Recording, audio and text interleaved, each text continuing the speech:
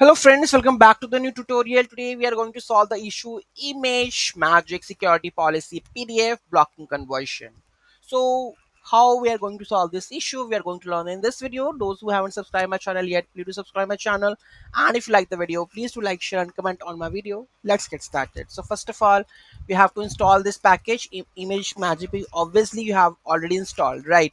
Now we have to open the policy.xml using running this command sudo nano slash etc imagepic hyphen 6 policy.xml.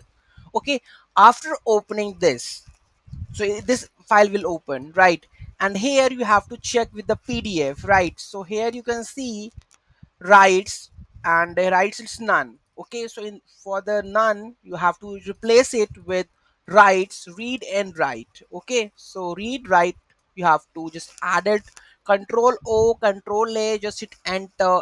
Okay, and then restart your terminal and rerun your Python script. So this will resolve your issue. If not, then do let me know in the comment section. Thank you so much for watching this video, and don't forget to like, share and comment on my video.